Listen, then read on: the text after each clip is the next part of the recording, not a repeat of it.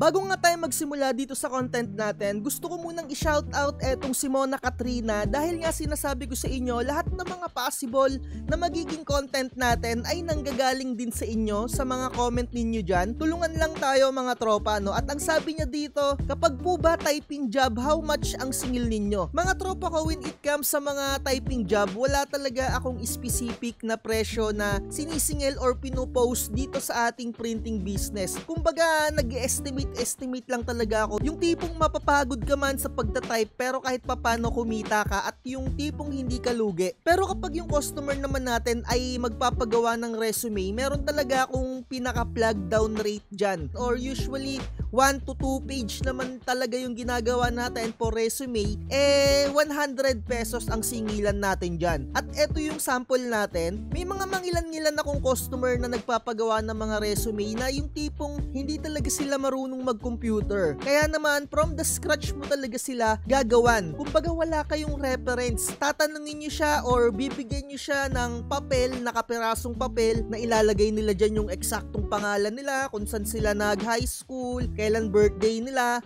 Kaya alam nyo, medyo magkukonsume talaga ng oras. Kaya naman kung may mga nagpapagawa sa inyo ng mga customer nyo na kagaya ng ganito from the scratch, yung ginagawa ko binibigyan ko nga sila ng papel at isinusulat nga nila yung mga experience nila or kung saan sila nagtrabaho dati. 100 talaga yung singilan ko dito at 2 page lang yung nilalagay ko or ginagawa ko. Minsan tinatanong ko sila kung gusto nila ay 1 page lang, 100 pa rin talaga yung singil ko. So sa 100 pesos na singil ko sa paggawa-gawa ng resume, hindi ko na siya masyado inieklabuhan or yung tipong inaartehan pa. Mas simple, mas okay. Eto nga yung sinasabi na less is more. Kaya naman yung mga customer ko na mga, alam nyo yun, na hindi talaga marunong mag-computer, talagang okay na okay sa kanila yon. Tandaan nyo mga tropa, etong sasabihin ko, mas simple, mas okay. Kumbaga less is more. Yung mga nakikita ko kasi ngayon ng mga resume, ang daming mga ek-ek, yung may mga kulay-kulay pa, mga kung ano-anong margin. Mas maigi talaga yung normal lang, yung dati lang talaga, yung makikita lang yung pangalan mo, makikita yung usually na edad mo, kung saan ka laging nagtrabaho, yung mga ganyan, no? Kaya mga tropa, 100 yung singilan ko sa mga ganyan at bukod pa dyan mga tropa yung pagpiprint. Sinisigil ko pa sila ng 5 piso. Pero mga tropa, kung meron naman silang previous na resume, kumbaga yung tipong i-edit mo na lang, 50 pesos lang yung sinisingil ko doon. Or kung minsan naman binabago lang yung edad dahil tumanda na sila, minsan 15 pesos lang naman yung sinisingil ko doon. Kumbaga editing na lang yung pangsingil-singil ko sa kanila doon. Kumbaga hindi na tayo from the scratch.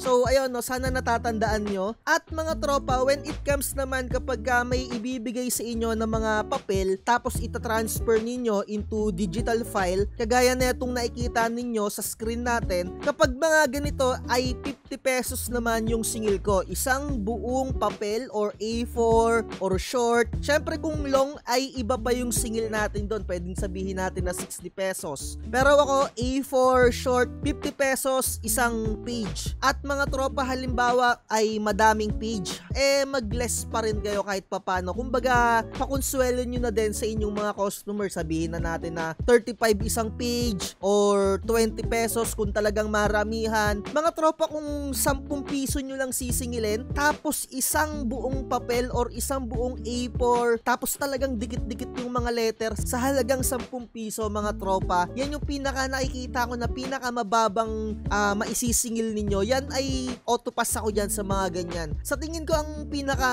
merong kita kahit papano na mapapagod ka sa kakatype, 20 pesos talaga. Isang buong A4. Kung maramihan, mas maigay na hanggang 20 pesos ka na lang. Ako mga tropa, 50 pesos talaga yung singil ko kapag ka mga ganito. May mga AI na ginagamit. Kumbaga yung mga sulat-sulat na sa papel, tapos i-scan mo, i-upload mo, nako-convert into digital file. Napakahirap nun, baka sumablay, pero dati ginagawa ko din yon sa trabaho ko. Ini-scan ko yung documents, tapos nako-convert siya into document file na ganito, pero talagang ipo-proofread mo siya. Talagang imamano-mano mo siyang i-check kapag ka may mali. At dahil dahil nga syempre sa office work kailangan talaga walang mga mali-mali doon, ipo-proofread mo talaga siya ng todo. Nasa sa inyo kung gagamit kayo ng mga AI, pero wala muna akong maisasuggest sa inyo, mas maigi talaga na ima-manual ninyo dyan. So inuulit ko, wala akong mga eksaktong singilan, pero pag mga ganito 50 pesos yung singil ko kada isang page. Siguro pinakamababa na pwede nyong isingil ay 20 pesos kung maramihan na. Pero kung solo-solo,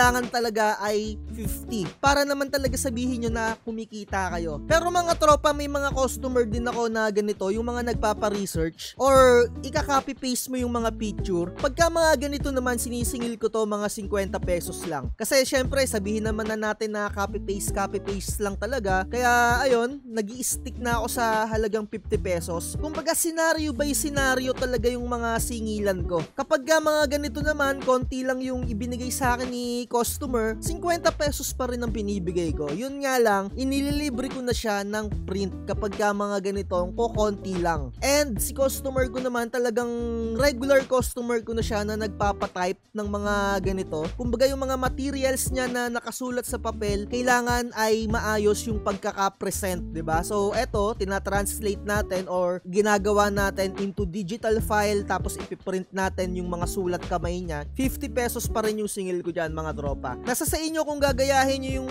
presyuhan ko, pero syempre magkakaiba bawat location, magkakaiba yung mga singilan dyan, lalong-lalo na kung merong pagkukompetensya dyan sa inyong location, di ba? So eto, kagaya nga neto, may nagpa-print ulit sa akin, 50 pesos pa rin ang singil ko dyan. Nagbibigay sila ng papel na may mga sulat-sulat kamay, tapos itatype natin yan manually. And kapag tapos na natin siya i-type, ipinapakita ko din muna kay customer bago ko siya i-print. Pagka maiikli lang naman, inililibre ko na ng print para kahit papano yung 50 pesos nila sulit na. Syempre, 'di ba? So, bakit pa 50 pesos? Bakit hindi mo gawing 15 lang? Mga tropa, halimbawa, meron kang ginagawang bagay diyan. Nagpi-print ka ng mga sticker mo, 'di ba? Usually hindi lang naman typing job yung gagawin mo Kumbaga, isi-set aside mo yung ginagawa mong binil sticker, tapos biglang may magpapatype sa'yo sa halagang 15 pesos. Sa tingin mo, mga tropa, goods na ba yun? Para sa akin kasi medyo hassle lang yun Kumbaga, baka sabihin ko sa kanya na bukas mo na kunin or hindi mo siya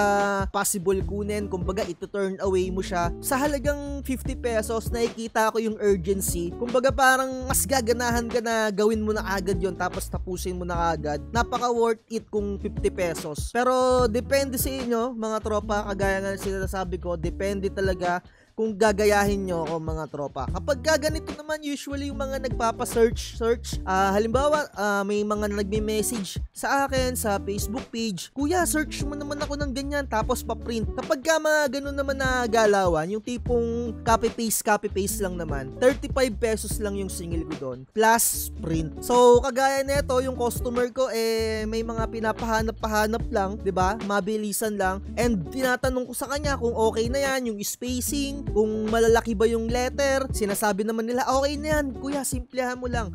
Nagkakasundo na kami. So dito, singilan ko dito, 35 pesos, nag-copy-paste ka lang. And syempre bukod pa yung print. Nakadepende talaga, mga tropa, kung paano yung singilan ninyo or kung gagayahin nyo nga ako. Usually may mga mangilan-ngilan din na customer sa Excel file naman nagpapatype. And dito sa Excel file, masusukat mo rin naman kung naka A4 or kung naka short. Sa mga marurunong na dito, alam nyo naman na siguro kung paano nyo makikita yung sukat-sukat dito kung ipiprint nyo yung mga tinatype ninyo, 'di ba? So pagkadating naman dito, ayan may mga box yan, bawat box nakadepende yan. Halimbawa, eto A4 yung mga ganyan. So isang box pa rin na ganyan, 50 pesos pa rin, ganun pa rin. And minsan naman may mga customer naman ako, meron na silang spreadsheet. Kumbaga meron na silang ibinibigay na ganito.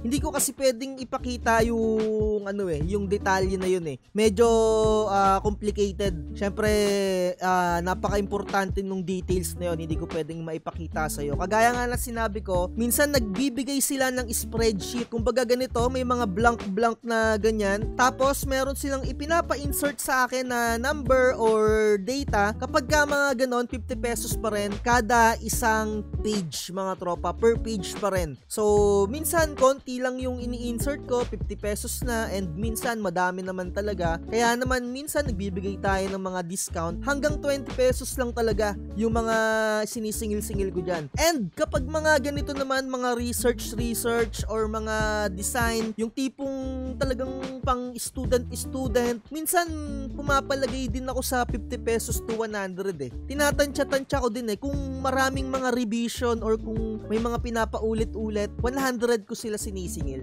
Bukod pa yung, alam nyo yun, yung pagpiprint.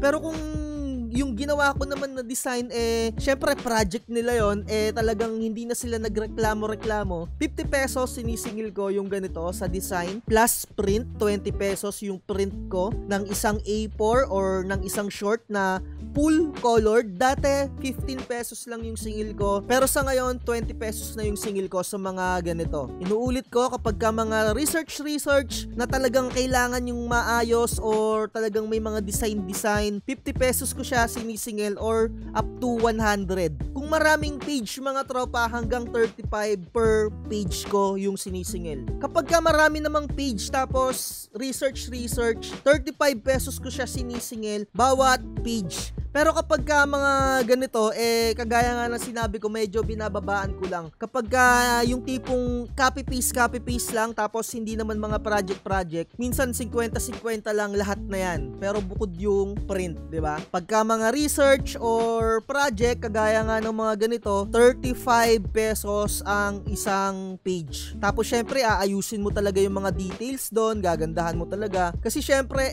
project ng mga student yon. Simula mga tropa, nung nagkaroon ng mga cellphone, naging mangmang or naging bobo yung mga student from high school hanggang mga kolehiyo. Siguro kung medyo college na sila, medyo kahit papaano natututo na sila gumamit ng mga words. Pero yung mga tipong elementary or mga high school, napapansin ko talaga nagiging tanga sa paggamit ng mga ganito, ng mga Microsoft Word. Hindi ko alam kung yung mga teacher nila ng mga computer subject hindi sila tinuturuan ng mga basic Microsoft Word. Pero kahit papano naman dun sa pinag-aralan ko dati, na kahit na public school lang kami, itinuro naman talaga ng kahit papano yung paggamit ng Microsoft Word. Hindi ko alam sa mga teacher ngayon, sa mga nakakapanood na teacher dito, sana naman turuan ninyo yung mga student ninyo na kung papaano mag-edit ng maayos para naman dito sa printing business natin, maayos din sila makapag-print. Kasi akala nila ganun-ganun lang din yun eh. Wala silang mga idea. And dagdag lang yon mga tropa, yung hinanain ko na yon, no? Kasi may mga customer din tayo na nakakainis talaga, yung mga bobopuls talaga, yung nasanay kasi sa mga mobile. And kahit papano, sana nakatulong ako sa inyo dito sa mga pagpa-pricing natin. Wala talaga akong specific eh. Kumbaga, yun talaga yung